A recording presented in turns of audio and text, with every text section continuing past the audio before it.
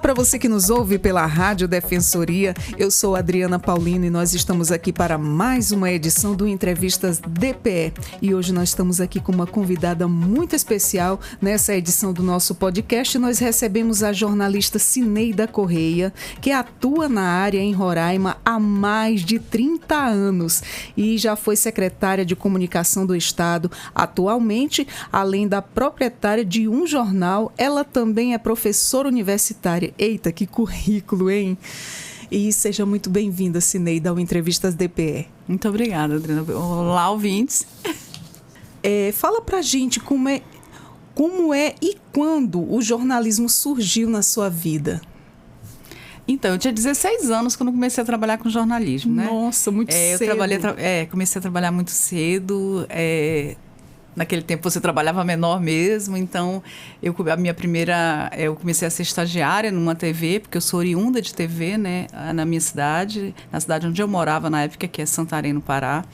E eu comecei a trabalhar na TV lá aos 16 anos, sendo estagiária. Depois passei para outra fase, já sendo repórter.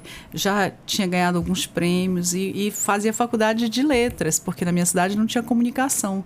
Então, depois que, mais ou menos próximo da gente se formar, que nosso sindicato levou a universidade, em parceria com a Universidade Federal do Pará, levou uma pós-graduação em comunicação social para quem trabalhava na área, né? Para quem era sindicalizado, para quem já estava há muito tempo na área.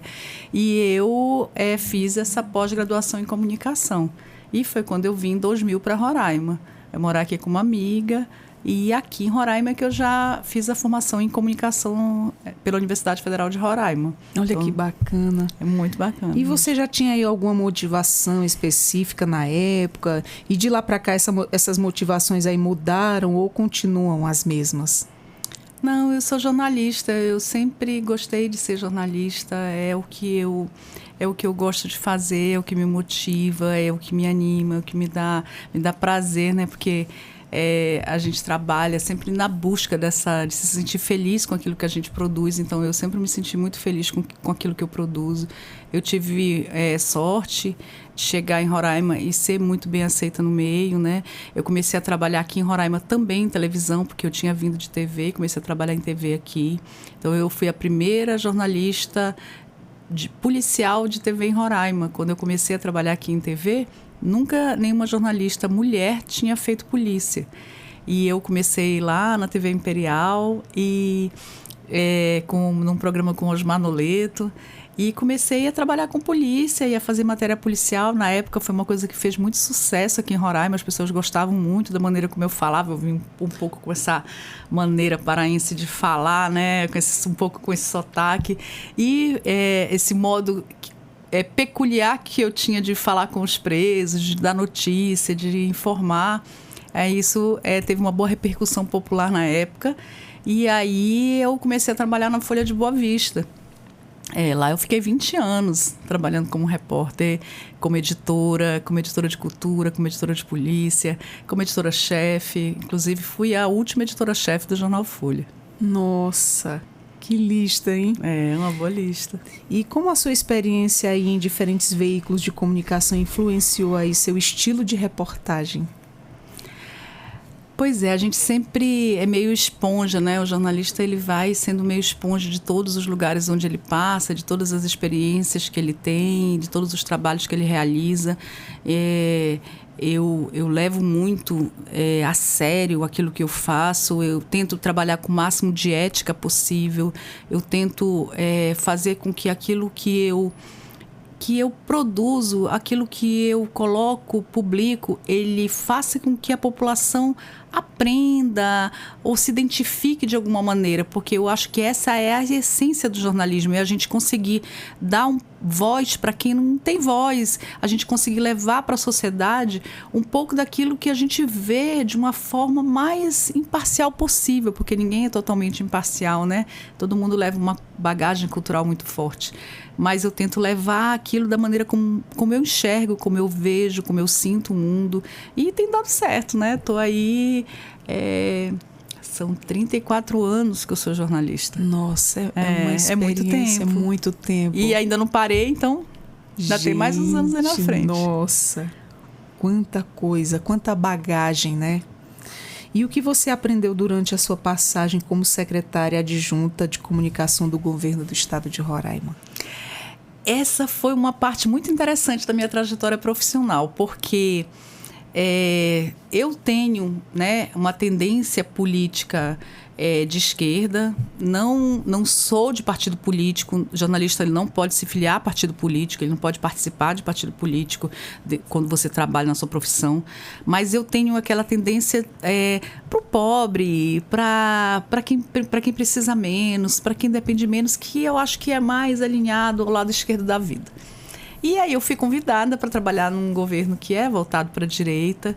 E eu fiquei, meu Deus, vai ser muito complexo isso. Falei, não, mas eu tenho que tentar, porque é uma boa oportunidade profissional, era uma excelente oportunidade profissional, um excelente salário, e um excelente aprendizado para o currículo da gente e tudo mais, né? Então eu fui. Foi muito recompensador para mim enquanto profissional. Conheci muita gente bacana no meio profissional que eu ainda guardo lá dentro da estrutura do governo. O próprio governador, Antônio Denário, me tratou sempre muito bem, com muito respeito, com muita atenção. Tenho um carinho imenso ainda por ele, na trajetória do tempo que eu passei lá, que os cargos, esses cargos de confiança, eles são cargos temporários, né? É uma fase que você passa na sua vida, então eu levo isso muito, muito tranquilamente. Não é um cargo seu, é um cargo do governo que é alinhado politicamente nas diversas searas, e quando foi para eu sair, também saí com muita tranquilidade, e foi uma experiência muito enriquecedora para mim, porque eu aprendi dentro dessa estrutura governamental como é difícil você fazer comunicação da maneira como você quer, do modo como você quer, porque o sistema ele já está lá trabalhando, ele já tem a sua maneira de comunicar, e às vezes qualquer mudança, as pessoas elas são muito sentem muita dificuldade com as mudanças naquilo que elas já fazem. Então é uma grande dificuldade que você encontra, mas mesmo assim eu acho que eu consegui levar a comunicação do governo no tempo que eu fiquei lá, elevar o nível da comunicação, fazer com que o governo fosse conhecido, fosse visto, ajudar naquilo que eu me propus dentro do trabalho que eu estava fazendo. O profissionalismo e o amor ao trabalho foi acima de tudo, né? Com certeza. E falando em si sobre o jornalismo, o que você vê aí como as principais mudanças do jornalismo desde que você começou até hoje? A parte que eu acho mais interessante e mais legal é que o jornalismo ele passa por muitas fases, né? O jornalismo, ele sendo o quarto poder, ele sendo a voz da sociedade para quem está muito acima e não consegue ouvir, ele sempre tem essa tendência a ser bombardeado, a ser destruído, a ser espancado mesmo, né? Dentro daquilo que ele se propõe a fazer. É muito difícil você ser jornalista. E eu acredito que ficou mais difícil com o tempo, né? Porque desde o fim do diploma, os ataques que você sofre enquanto profissional, na época da pandemia, na época dos governos que desmerecem mesmo a comunicação, como ela deve ser feita da forma correta. Então, é muito complexo, né? Hoje você ser jornalista. Apesar disso, eu acho que o jornalismo nunca esteve tão criativo, nunca esteve tão profissional, nunca esteve tão forte como ele está hoje. Eu encaro essa guerra contra a comunicação que acontece de uma parte da sociedade que gosta de se informar por fake news, que não quer realmente que as coisas sejam ditas ou faladas. Isso fez com que surgissem muito mais profissionais, né? Muito mais pessoas que conseguissem levar a comunicação de uma forma efetiva. Eu acho que hoje o nosso principal desafio, o nosso principal combate é explicar, é mostrar para a sociedade que não é todo mundo que a informação não é a mesma coisa que a notícia, né? Que uma pessoa no WhatsApp que filma ou fotografa um acidente ou narra aquilo acontecendo, ele não está fazendo uma matéria jornalística. Que aquilo lá é diferente da produção de uma matéria jornalística, que engloba muito mais coisa, que você tem que verificar fatos, que você tem que ouvir todas as partes, que você tem que contrabalancear tudo aquilo que você coloca. Então, nosso desafio hoje é dar cada vez mais credibilidade para a informação real, né? Para os meios de comunicação que hoje estão aí, que batalham para levar essa informação para a população. Exatamente. O jornalista tem todo aquele preparo, né? Passa anos estudando, se preparando. Entende a forma como a notícia deve ser colocada, né? A comunicação deve ser colocada, como a opinião deve ser colocada. A gente aprende muito com quem já está aí nessa longa caminhada. Nossa, eu tenho passado por pessoas, assim, por grandes jornalistas, assim, que eu vou pegando um pouquinho de cada e somando no meu aprendizado no dia a dia, e é incrível. Todos nós, né? Que a gente nunca para de aprender. Exato. Você vai sempre aprendendo um pouco mais. Ninguém pode dizer que já sabe mesmo tudo na vida. E o que motivou você a escrever um livro sobre a história do jornalismo impresso em Roraima? Você tem um livro? Sim. Que maravilha! Então, essa parte é uma parte muito legal da questão da pesquisa. Quando eu estava fazendo a faculdade de comunicação, eu percebi que a gente não tinha dentro da estrutura da universidade aquilo. A gente produzia coisas muito legais dentro do curso. Produzia podcast, produzia matérias, produzia umas coisas muito bacanas. E a gente não tinha um lugar para dar visibilidade para aquilo. Um lugar para levar aquele material para o público conhecer também. Ficava ali dentro da sala de aula, se apresentava, se colocava, e ninguém sabia aquilo que era produzido pelo curso. Então aquilo me agoniou muito. Mas eu comecei a pensar, o que eu vou escrever para minha monografia? E eu queria saber o que já tinha sido escrito no curso, e não tinha um lugar onde existia isso. Ninguém sabia onde estavam as monografias de comunicação. Elas estavam dentro de um arquivo morto lá, jogadas numa sala, ninguém tinha acesso, não estava catalogada, ninguém sabia onde existia. Enfim, estava bagunçado.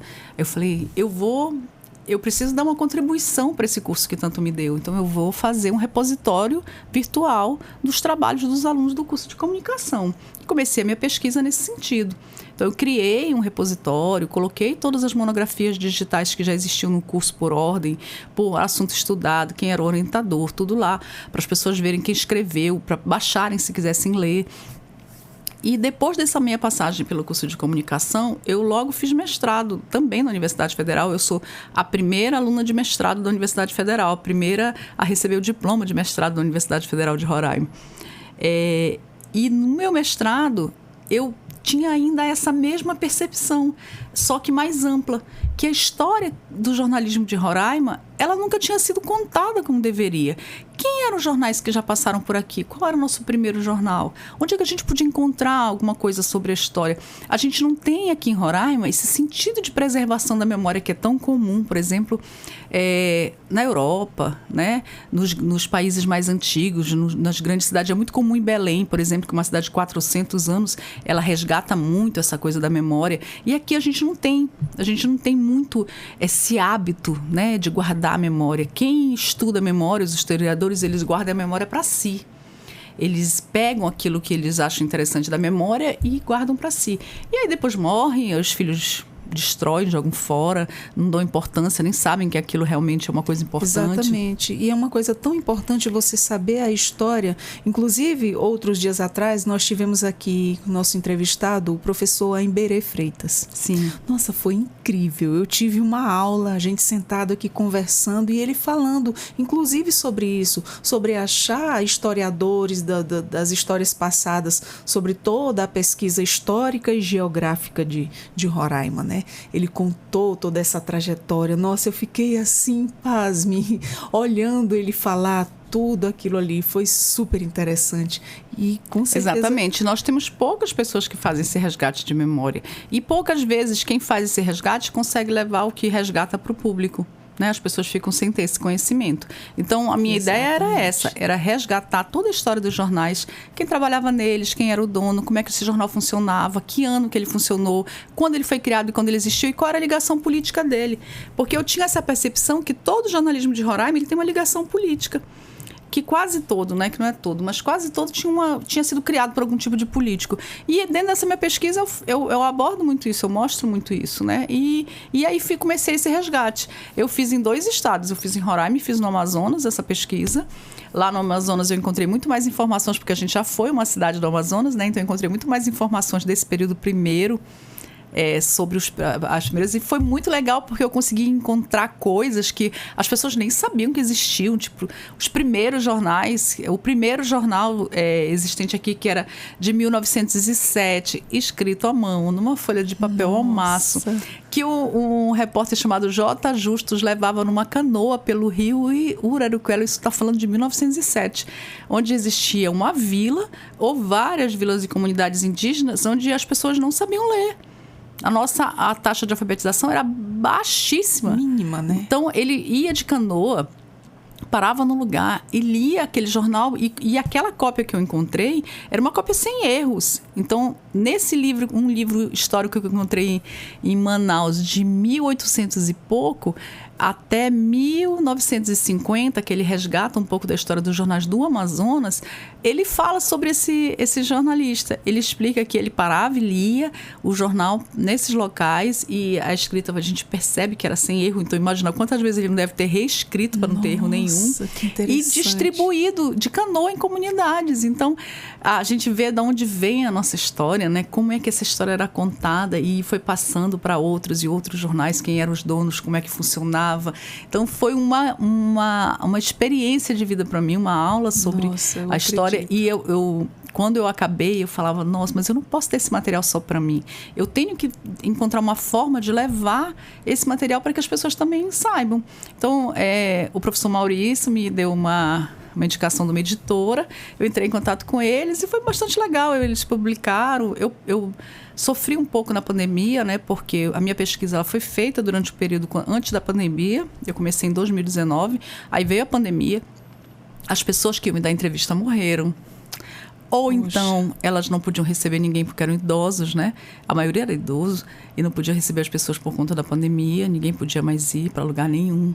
Os locais foram fechados. Então, eu enfrentei muita dificuldade nessa parte da pesquisa, porque eu estava na parte de colher as informações e a pandemia deu uma destruída assim na vida da gente. Mesmo assim eu consegui terminar, deu certo, transformei esse livro e aí ele está disponível em todas as plataformas. Quem tiver interesse, na internet, em todos os lugares, com certeza. Você pode encontrar. E também de forma física, pode entrar em contato comigo pela rede social. Livro, professora? Deixa eu falar todo porque ele é comprido. Uau! Ele é comprido. Entre as páginas do tempo, né? É o resgate da história da imprensa escrita em Roraima, de 1907 a 1988. Porque o meu professor, ele cortou a parte do Estado, que ele disse que será para um doutorado. Então, ele tem 150 páginas só dessa parte aí, e eu fiz nesse resgate 30 jornais desse período, até 1988, quando nós viramos Estado. Com certeza esse livro é de suma importância para quem é o estudante de jornalismo. Com certeza todo mundo quer né? Nossa, que maravilha. Eu fico assim encantada conhecendo as histórias de onde tudo começou, como é que tudo se iniciou para chegar até hoje. Sim. Eu fico fascinada ouvindo, eu gosto muito. E fora tudo isso, professora, livros, você também é proprietária de um jornal após tantos anos aí de funcionária, né? Ainda tem um jornal, fala pra gente desse jornal.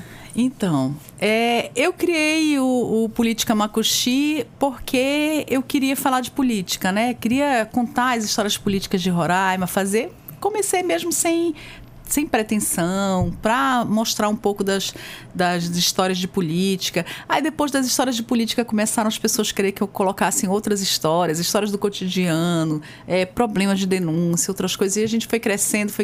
Agora a gente ganhou aí o Prêmio Sebrae de Jornalismo, né? Nossa, que maravilha. Por uma matéria que nós fizemos sobre empreendedorismo, contando a história de uma empreendedora aqui de Roraima que, além dela ser empreendedora, ela também tem um trabalho social de resgate de mulheres com câncer de mama, que ela faz a reconstrução, né, em forma de reconstrução mamária da tatuagem, para que a mulher ainda tenha, em 3D, para que a mulher ainda tenha mesmo aquela coisa do outro ser. Então é muito legal o trabalho dela, muito bonito. Eu contei essa história, então o site agora é um site premiado e eu estou muito, muito, muito orgulhosa, muito feliz. Nós temos 4 anos aí, né, de site. Meus parabéns. Vamos fazer 4 anos de site. E é um trabalho feito por mim, por meu filho, que também trabalha junto comigo. E é bom, é muito bom você ser seu próprio chefe, né? Você conseguir levar aquilo que você acha que é importante para a sociedade. E o que você sentiu ao receber o prêmio? E como é que isso impactou aí a sua visão sobre o seu trabalho? Foi engraçado essa coisa Foi engraçado esse negócio do prêmio, porque o meu filho concorreu, ele é estudante de comunicação, e ele concorreu como uma categoria que eles têm lá agora de estudante universitário. E eu tinha colocado a matéria para concorrer, mas eu sou muito crítica, quem trabalha comigo sabe. Não apenas com os outros, mas também comigo mesma, principalmente comigo mesma. Então, a história da mulher era muito linda, dessa empreendedora da Wanda, mas eu achava que eu não tinha conseguido passar para a matéria aquilo que ela tinha me falado da melhor forma possível, que eu podia ter feito melhor, que eu devia ter feito de outra maneira. Aquela questão do se cobrar, né? Se cobrar. Então, quando eu fui para o prêmio achando que eu não ia nem ser classificada. Nossa. Então, eu não tinha preparado o discurso, não tinha pensado nem na possibilidade mesmo de eu ganhar. Então, quando ela falou meu nome, ela só fazia chorar. Gente! Foi meio vergonha, porque eu fiquei, a primeira vez eu fiquei em estado de choque. Nossa, deve ser uma emoção muito grande. Eu ganhei 2 prêmios do Sebrae. O primeiro como matéria, né, a melhor matéria, porque é dividido lá em categorias, então você tem texto, tem vídeo, tem rádio, e eu ganhei a melhor matéria de texto. E depois eu ganhei a melhor matéria entre todas as matérias, né? Que é uma premiação especial que eles dão para a melhor matéria entre todas as vencedoras. Que orgulho. E aí nessa que eu fui, assim, já fui chorando, já não conseguia falar, já não conseguia dizer nada. Emocionante. Deve ser muito emocionante, eu acredito. Para mim, assim, não, eu ainda tô assim, meio que andando sem... Anestesiada, né? Com essa sensação. É o segundo prêmio que eu ganho. Eu ganhei um prêmio de primeiro lugar, que eu já ganhei alguns prêmios, mas não de primeiro lugar. O primeiro prêmio que eu ganhei foi de melhor repórter de TV, quando eu comecei no jornalismo, né? No meu 2º ano, eu ganhei o prêmio lá na minha cidade pelo sindicato, que lá tem uma premiação de troféu imprensa. Então, eu ganhei o prêmio como melhor repórter de TV. E aí, agora, 30 anos depois, eu ganho novamente um prêmio. Nossa. Como melhor repórter, melhor matéria, né?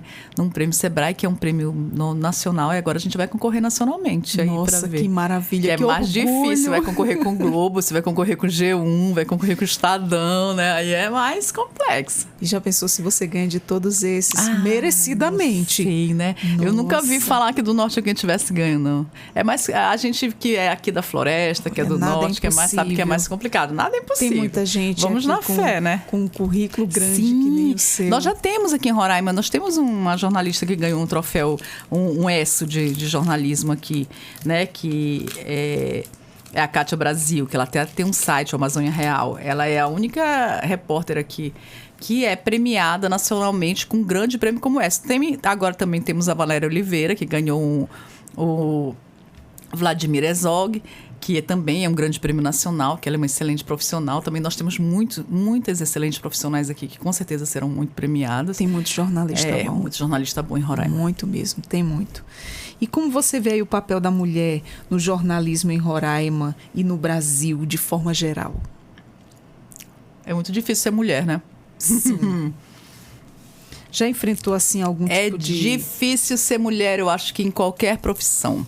E no jornalismo, ela não é diferente. Eu vou dar, inclusive, na Universidade Federal, agora em outubro, uma oficina justamente sobre esse tema, né?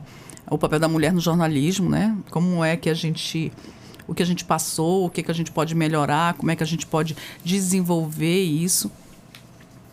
E é complexo. Agora eu acho que é um pouco melhor, porque a gente tem um pouco mais de consciência de gênero, né? Que é o que faltava antes. Quem foi criado com tanta... dentro do sistema patriarcal, onde o homem é o rei, é líder de tudo, sabe o quanto é difícil para a gente se desenvolver enquanto profissional, enquanto mãe, enquanto mulher, enquanto esposa, enquanto tudo ao mesmo tempo. E no jornalismo isso não era diferente. Quando eu comecei, você tinha que se livrar de ser assediada sexualmente, de ser assediada moralmente, de sempre receber menos salário do que o mesmo profissional homem no mesmo cargo, mesmo você tendo mais experiência, sendo mais competente, ainda assim você tem um salário menor, por ser mulher, por nenhuma outra razão. E tudo isso a gente passa ao longo da história, mas eu acho que hoje em dia é um pouco mais fácil você ser mulher, né? Jornalista. Hoje em dia você consegue ser um pouco mais respeitada, você consegue ser melhor tratada, você consegue um salário profissional melhor ou igual ao de um outro profissional do sexo masculino que esteja ocupando a mesma profissão. Então, ainda existe muita coisa que a gente tem que passar e ultrapassar, mas a gente já está um pouco melhor do que quando a gente começou 30 anos atrás. Com certeza, vai evoluindo, né? Mas no seu tempo, nesses seus anos de carreira, você já sofreu preconceito por ser mulher na sua profissão? Várias vezes. Principalmente porque eu trabalhava na área policial, onde era uma área só de homem, né? Eu fui presa. Não, presa não, que presa é muito forte. Eu fui detida já, porque coisa que nunca fizeram, por exemplo, com um profissional homem. Eu já bateram em mim, já atiraram. Várias coisas que você sente que fazem porque você, supostamente, é uma mulher, não tem como se defender. E quando você faz a diferença, né, incomoda muito. E pelo fato de ser um sexo frágil, como os outros dizem, que eu não acho isso, que a mulher é um ser humano muito forte, porque ela é tudo, ela é profissional, ela é mãe, ela é família, articula tudo e domina tudo de uma maneira tão legal que eu acho a mulher admirável. Com o passar dos anos, isso vem diminuindo, né? A gente tem sido mais aceita, você vê profissionais excelentes aí e lutando todo dia pela igualdade. E principalmente para chegar nos cargos superiores, né? Essa eu acho que é a maior dificuldade, porque eu acho que a questão do assédio sexual e moral que a gente enfrentava 30 anos atrás, hoje em dia a gente já enfrenta muito menos. Mas ainda tem, mas é menor. É menor. É menor, consideravelmente menos. Vamos dizer assim, nos últimos 10 anos eu não tenho um histórico de um chefe que tenha me assediado sexual e moralmente como eu tinha antes. Antes eu já tive, né? No meu início de carreira, nossa senhora, era difícil até você respirar. Você tinha que estar o tempo todo com medo e com receio. E tentando saber maneiras de se livrar de um assédio sem perder o emprego, porque a nossa vida profissional era isso. Depois não. Aí, hoje em dia, eu acho que a nossa luta é para ter os mesmos salários de alguém de outro sexo que ocupa a mesma função e tem a mesma qualificação. Exatamente. E você chegou aqui com esse cordão lindo, representando aí a nossa classe das pessoas atípicas, dos autistas. Me chamou logo a atenção, porque eu sou mãe atípica. E eu estava lendo aqui sobre você, né? No ano passado, você foi diagnosticada com autismo. Como foi isso para você? Isso mudou alguma coisa na sua vida pessoal, profissional? Conta pra gente como é que isso tudo aconteceu. Então, eu sempre conto que eu tropecei no autismo, né? Porque eu não procurava, nunca imaginava, não conhecia ninguém autista. Na verdade, isso não fazia parte do meu micromundo, né? Do meu microcosmos de existência. Mas, por conta do Covid, eu fiquei com muitos problemas de memória. E aí eu fui procurar 2 neurologistas para entender se eu estava com alguma coisa. Achava até que eu estava com Alzheimer. Ficava, meu Deus, estou com alguma coisa, porque não é possível, não me lembro de ninguém, não me lembro de nada, tudo está apagando. E nos pré-testes que eles fazem lá, né, que é o QA10, deu que eu tinha possibilidade de ser autista. Acabaram achando alguma característica de autismo. Eu ignorava, porque eu nem sabia o que era, assim, né? Não tinha estudado, não sabia nada mesmo. Mesmo sendo jornalista, você às vezes tem coisas que você não conhece. Mas aí, no último que eu fui, com um neurologista muito conhecido aqui, o Dr. Ronaldo Rabelo, ele fez o Q10 em mim de novo e deu. Aí ele falou, faça a testagem neuropsicológica. É bom para você. E aí eu fui. Ser autista não é uma coisa barata, né? É um teste caro. Paguei lá R$2.500 para fazer o teste, para ver. Nossa! E eu fiz lá mais de 70 avaliações, né? Mas sempre naquela certeza de que era um engano. Na minha cabeça, não tinha aquilo. Eu não me via. Nossa, eu não me vejo, né? Eu não me via, eu não conhecia nada, por isso que eu acho que eu não me via, porque eu não sabia nada. No fim, o teste deu, né? Que eu sou uma autista grau 1 de suporte. E aí você é tirado daquele lugar onde você sempre existiu, sempre se colocou. E eu conto uma história que eu tenho 5 amigas que nós somos amigas há mais de 20 anos. E eu sempre falava para elas, vocês são tudo doida. A mais normal sou eu. Falei a vida inteira para elas isso. Então, quando eu tive diagnóstico, eu liguei, fiz uma ligação lá de grupo geral para elas. Eu falei, gente, olha, deu ruim. Eu acabei de ter um diagnóstico de autismo. Então, se eu que sou a mais normal sou autista, imagina vocês. O que vocês não devem ser? Aí ficaram todo mundo rindo, aquele negócio todo. Mas você é tirado de um lugar onde você se coloca a vida inteira e você acha que você é, e você é colocado em outro. Então, ninguém quer ser diferente, né? Ninguém quer ser... Todo mundo quer ser igual, quer participar, quer estar num grupo, quer estar numa comunidade, quer estar... Então, quando você encontra um diagnóstico como esse, você é tirado daquele seu local e você é colocado num outro local. É muito importante você ser diagnosticado, porque a partir do diagnóstico você começa a entender por que é que você funciona dessa maneira. Por que eu vi o mundo assim? Por que eu sempre achei todo mundo estranho? Por que eu nunca consegui me encontrar? Por que eu sempre tenho que estar mais cansada que os outros? Não gosto de determinadas coisas. Fazer um esforço maior para interagir, fazer um esforço maior para estar próximo do outro, fazer um esforço maior para conviver, para tudo era um esforço maior. Fora crises, né? As crises, eu era uma pessoa que eu era muito... O jornalismo, ele estressa muito você. Então, eu era uma pessoa que eu era muito estressada e tinha crise, não sabia por que eu agia aquilo. Então, o diagnóstico, ele me puxou de uma vida inteira de desconhecimento para uma vida que eu comecei a conhecer. Eu comecei a estudar, comecei a entender como é que funcionava, comecei a me adaptar às características que apareceram na minha testagem neuropsicológica e eu comecei a melhorar a qualidade da minha vida, né? Faço terapia, já entendo que eu não posso entrar no supermercado com todo aquele barulho, já evito estar em lugares com luzes que me deixam muito cansada, muito estressada, já me preparo, já sinto quando a crise está chegando, já consigo conviver melhor com as pessoas e ter uma interação social menos difícil. Então, ele me trouxe conhecimento. Hoje eu posso dar uma oficina, uma aula, eu posso conversar com uma pessoa, mas é difícil, porque você sofre muito preconceito. Muito. E o preconceito, ele é estarrecedor, né? Ele é uma coisa que deixa você... Muito. Ele não vem de desconhecidos, né? Ele vem também de desconhecidos, mas ele vem da classe médica. Eu tive Ele vem de psiquiatra todos os que disse para mim que eu não podia ser autista porque eu sabia falar. Não acredito. Se você fala, como é que você é autista? Você sabe falar. Como assim, gente? Ignorando todos os níveis. Aí tu pensa, o cara é psiquiatra.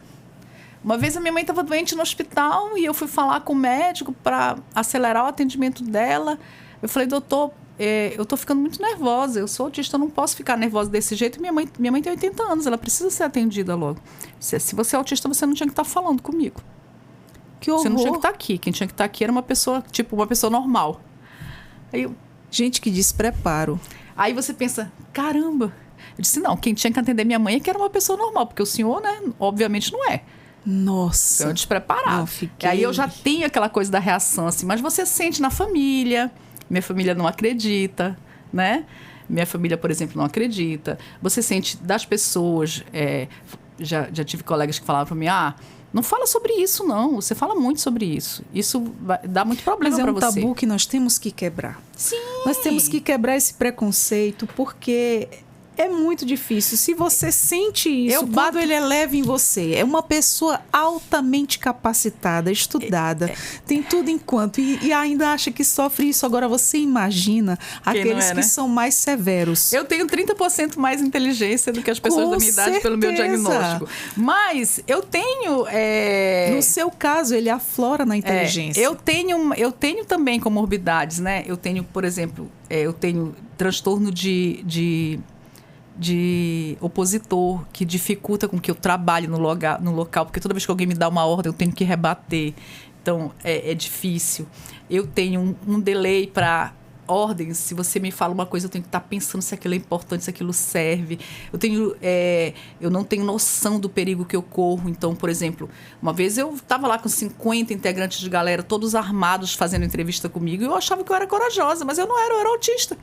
Eu não tenho noção de perigo. Gente, nossa, não tenho olha noção só. que eu posso morrer, que alguém pode me matar, entendeu? Você não tinha medo? Não tinha medo, eu não sinto isso, né? Eu não sinto medo. Olha só. Eu não sinto medo de nada. Por quê que eu não sinto medo de nada? E eu isso na sua profissão, por estar no meio em determinados lugares? Gente! É muito impressionante quando você olha para trás e vê tudo que você passou, né? Eu andava pela rua lendo, eu nunca me preocupei de alguém me atropelar, né? Que Deus ajuda os tolos, né? Mas é muito difícil você sobreviver. E aí você ter que ficar, para se adaptar, o que a pessoa está dizendo para mim? Para você se adaptar, você tem que esconder isso, porque senão você vai ser... Aí é porque eu sou muito reativa, né? Eu olho assim, eu falo, tá, então vamos colocar isso pro negro. Se eu fosse preta, quer dizer que eu não posso falar de racismo, porque aí eu não vou sofrer racismo. A conta na minha cara. A mesma coisa do autismo, ele tá em mim, eu sou autista. Eu fui, por exemplo, no Detran. Eu vou falar uma coisa da semana passada. Eu fui no Detran ver a possibilidade de eu ter isenção de PVA. E aí a moça falou pra mim assim, é pro seu filho? Eu falei, não, é pra mim. Ah, mas a gente não tem pra autista adulto. Eu falei, por quê? O autismo tem cura? Porque eu era uma autista criança, eu sou uma autista adulto, não tem cura. Eu continuo autista. Hoje uma coisa que a gente sofre muito é a questão das pessoas não estarem preparadas para lidar com isso. E ontem mesmo nós tivemos uma entrevista aqui que eu fiquei encantada. O Corpo de Bombeiro está se preparando para lidar com atendimento a pessoas com autismo. Eles estão se capacitando com todos os níveis. Isso é bacana, isso é um avanço na nossa sociedade. Porque se todos os órgãos públicos parassem para pensar nessa possibilidade de pensar no outro, de ter essa empatia, isso seria tudo tão mais fácil para as famílias, para a própria pessoa, né? E eu ainda vou te falar uma outra coisa. Além do autismo, você ainda tem que se preocupar com o autismo adulto. Nós somos o estado hoje, Roraima é o estado com mais autistas adultos do país, proporcionalmente, para o número da nossa população. Mas quem que tu conhece que é um autista adulto? Ninguém fala. E quando alguém fala, é difícil para essa pessoa que fala, porque ela é sempre preconceituada. Parece que você tá falando, aí você automaticamente já vira doido, ou burro, ou estranho, ou coisa. Ninguém quer estar perto de você. Você classifica como apenas uma coisa: ignorância. Ignorância. Mas se ninguém nunca falar, essa ignorância nunca vai acabar. Exatamente. Então, além de você ser um autista, você ser um autista adulto é muito difícil. Dentro da própria classe das pessoas que têm crianças com autismo, você já encontra dificuldade de ter. Você não acha profissionais para atender você, porque os profissionais eles só atendem crianças. E você adulto precisa também. E a legislação ela não é preparada para você existir. Você não existe para a legislação, né? Você não existe para a legislação. Então, tudo isso é muito complexo. E é uma guerra que a gente, às vezes, quando você já está adulto, você está cansado já das guerras que você passou na vida. Exatamente. Você pensa assim, vale a pena eu começar essa guerra? Vale a pena eu começar essa guerra a mais? Mas vai se protegendo e se defendendo na medida do possível. Na medida do possível. Porque quando a gente chega já numa certa idade, a nossa paciência ela vai minimizando mesmo. E às vezes a gente se depara com cada coisa assim, eu disse, gente, isso é sério? A gente se pergunta... Tem horas que a gente ignora, passa por cima, diz não, deixa. Ou tem hora que você tem que bater o pé no chão e dizer, a gente merece respeito. É simples assim. Todo dia a gente costuma dizer que a gente mata um leão por dia. O preconceito ele está em todo lugar, com todas as pessoas. E é com isso que a gente lida todo santo dia. E eu tenho muito isso na minha coisa. Eu sou jornalista há 34 anos, eu sou mestre em comunicação, vou entrar no doutorado agora, se tudo der certo. Eita. Porque meu propósito é quando alguém me aborrecer, eu falar não sei o que é Cineida, eu vou falar doutora Cineida. Eita, já começo lindo, por aí. Hein? Aí eu sou professora universitária, entendeu? Eu mesmo me sustento, me ajudo, me crio, cuido de mim. Já tenho filhos, tenho família, tenho mãe. Eu sou um ser humano que existe no mundo. Então, eu não admito que alguém venha e me desrespeite por qualquer situação que seja. Exatamente. Nunca admiti e não é por conta disso que vou admitir. E eu acho que é uma guerra que vale a pena, sim, porque se não servir para mim, vai servir para os que vêm além de mim, né? Que é o que importa, é o outro, né? E olha a sua história de vida, esse currículo aí maravilhoso, imenso, cheio de conhecimento e passando conhecimento, né? Nossa, admirável. Eu sinto orgulho de pessoas assim. Ainda mais autista. Nossa! Então, eu penso, cara, como eu cheguei aqui, eu sou autista. É verdade. E fala pra gente, como é que você mantém aí, o que você gostaria de passar para as pessoas que soubessem aí sobre o autismo, especialmente no contexto profissional? O que você passaria e diria para essas pessoas? Assim, todo mundo, de diferentes maneiras, ele é um ser único, né? Ele é um ser individual. Eu sempre falo isso em relação a economicamente, quando alguém vem me dar um conselho, eu agradeço muito, mas no fim o boleto vem pro meu nome.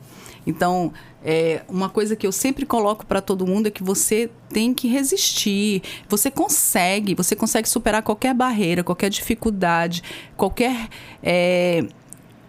processo que você tem aqui na frente, você só tem que caminhar, siga em frente, não pare, não desista.